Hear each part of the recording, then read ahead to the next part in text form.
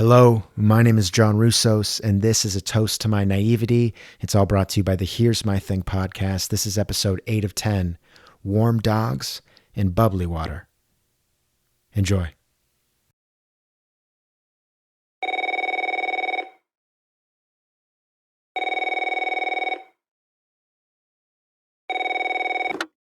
Before I get too ahead of myself, I should debrief you on what I was doing before I started working on the book and before I earned the right to wear the company branded lanyard. Maybe it adds context, maybe it doesn't.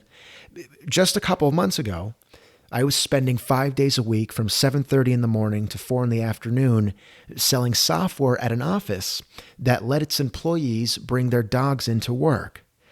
It was a very intriguing combination, being that close to technology and to a set of Australian shepherds on a daily basis. I believe that's the very definition of a startup, and of course I did not write these rules, but I did my best to embrace the environment. The company was down at City Center in a large brick building that I think used to house an old leather mill, and any and all machinery, though, that was once housed there has since been replaced with a few colonies of standing desks and one massive beanbag. There was a whiteboard as well, and the whiteboard had instructions and motivational phrases written on it. And there were a couple of refrigerators full of forgotten units of Tupperware, off-brand seltzer, the craftier beers, and a couple rogue Bud Lights. There was a snack room too, and it was one that was refilled weekly because it was frequented so often, and you always knew when people would raid it because this company let their employees wear flip-flops to work. You could hear them on the other side of the room meandering or beelining around with wads of rubber smacking at their heels. I thought this part was a little bit much. I don't want to know if any of my coworkers has a toe ring, and that's just me personally. I think that information should be private. I don't think you should ever talk about that. There really wasn't much of a dress code. Honestly, if people wanted to wear tank tops and Speedos, they would have been applauded and labeled as stylish, and I really think some of them would have done it. But the head of HR, while she was very kind, she would keep the office so weirdly cold. It was a bit odd. It was so cold that the only type of appropriate swimwear was a wetsuit. And when I would ask her why does she keep the office so cold, she'd move her hands around, she'd scatter her gaze, then tell me to come back later. Expense reports, she'd say, and then she'd dismiss me by slipping on a pair of noise-canceling headphones. That might be one of the two things that I would complain about, how cold it was. And really, though, it wasn't that big of a problem. At least for me, I would keep a thicker coat around my chair and I'd flip it on when it was needed. But rarely was it. The nature of my job was a bit of a workout. I was in business development, where my one responsibility was to pound the phones all day. And sure, the room was very cold, but the calls were even colder than that. I'm sorry I had to do that. I spoke with my voice, but I also spoke with my arms, and I was never seated. The desks could stand for a reason. I mean, that's what I told myself. If I ever did get cold, I would go for a walk. And in fact, I found that over the summer, the contrast was quite pleasant. An afternoon walk in mid-90-degree heat was refreshing. I'd round the block until my brow started to dampen, and when it did, I would return. This kept me awake. It kept me honest. My coworkers were a bit more stationary. If you weren't screaming into the phone about how good our product or service was, there wasn't much reason to move. Even getting up to talk to people at another pod of standing desks, it was a bit taboo. People were quicker to smash their thoughts and feelings into the company chat line, depending on capital letters, emojis, and exclamation points to express themselves, which is a big reason for my second problem. The second problem being the company dog cuddling, or should I say the leniency around it. I decided early on that the only explanation is that they take these dogs in for warmth, because why else would they show so much affection to the dogs during office hours? Randomly coddling another coworker means excessive paperwork, but those rules don't apply to dogs, as dogs really just kind of hope for invasions of their personal space. It was more than a few times I caught this one product designer named Tina snuggling up with one of the golden retrievers on the floor. There was one instance in particular when I went up to her and I asked, I said, "But Tina, why? Why do you do it like that? I'm sure a pat on the head would do the trick." Tina laughed and then started rolling her hips into the dog's backside ever so slightly. "Sales guy." She'd only call me sales guy. "Have you ever coddled laundry fresh out of the dryer?" I wouldn't use the word coddled, but I have. Yeah, I've laid in clothes out of the dryer. "Then you understand it more than you know," she said. Funny enough, she would later be fired for a lack of productivity. And that was for the bigger dogs. The smaller ones, they always found laps, and the smallest of the smaller ones found hands. And it always seemed to be some of the developers, the front and back end engineers, those who would wander into the office a little bit later than most with magnificent bed-headed hair and typing speeds of 150 words per minute. They would take the Chihuahuas, the Chinese Cresteds, the Italian Greyhounds, and the dogs that kind of look like hairier rats of the office. They would literally sit them on their hands. And the obvious question here is, how does one type if their hands are preoccupied? And the answer is they don't.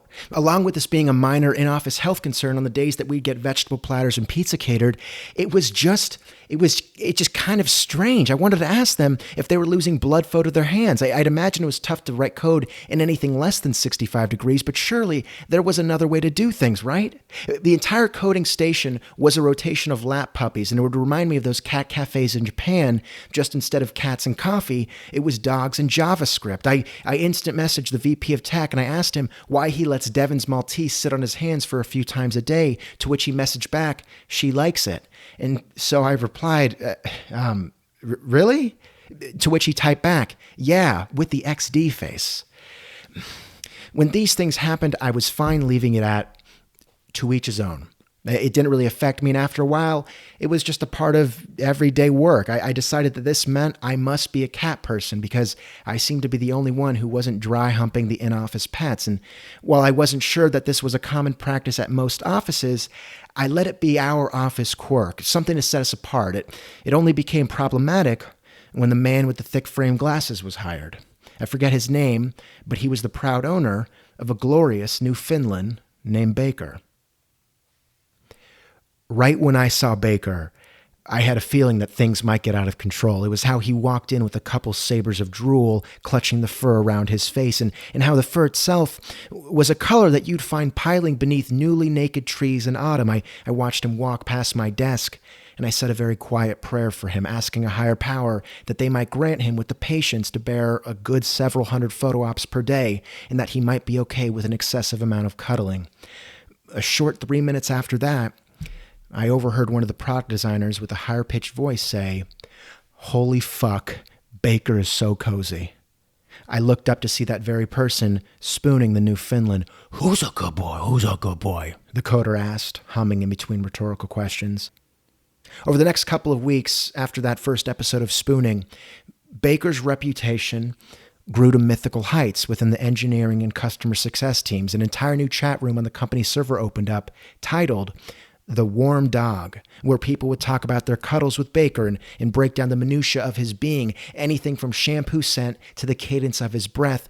Quickly, it became the most joined chat room, overtaking those titled Lunch and the John Snowies. It wasn't long after that where Baker's owner, and again, I can't remember his name, but I remember him having thick frame glasses and chest hair that would overflow out of his t-shirts. He had to form an Excel sheet to organize time for other people to cuddle Baker. And once that was brought to the office, everyone, even those who were like me and worked in sales with their voice, they could get time with Baker. If they tried, at least, Baker was never not booked. So much so that he would skip lunch, and the company even fixed him with an indoor bathroom so he wouldn't have to take too much time to step out of the office for his business. It was only after 2 employees, both of them named Dylan, were brought to blows in confusion of a 3:30 appointment with Baker that the president of the company had to call an all-hands meeting, and he was a couple weeks late, really. I wish he could have seen Baker's morale, how far it had dropped ever since he was first booked. I expected him to say something about how the cuddling was taking away from the company productivity, how we needed to stop cuddling Baker, or at least how we could just maybe stop moaning when we'd cuddle him. But instead, he took to the center of the lounge and said, "You guys, this is getting out of hand. The poor dog, who, while very cute and fluffy, is being snuggled to exhaustion." He took a moment to collect himself. He really was a good public speaker, the president. It was both his delivery, but how he would wear Allbirds that made me listen. "Why aren't you spooning the other dogs in the office too?" He opened his eyes and flared out his arms. He puffed his chest. "We have a couple Australian Shepherds, and Russell brings in that gorgeous golden retriever on Wednesdays. There's a Boston Terrier, a Corgi, a Pit Bull, a Poodle, and Erica's dog, who, while slightly annoying, is still kind of... What are we doing?" There was a silence after, a time that I used to wonder if this could possibly be a prank, because surely it was. This was ludicrous, no? No one said anything until one of the customer success team members added, You can also cuddle my cat if you want." A collective groan brought things back to life. A point was made clear, not the one that I was expecting. Still, a point was made that we needed to diversify our cuddling, to show greater empathy, to be more generous, to be more considerate of dogs like Baker and grateful for others like Erica's high-pitched rat look-alike. The president asked if we were on the same page, and after some said yes, some clapped, and a few nodded in reply, he suggested we tap one of the in-office kegs. It was 10:30 in the morning.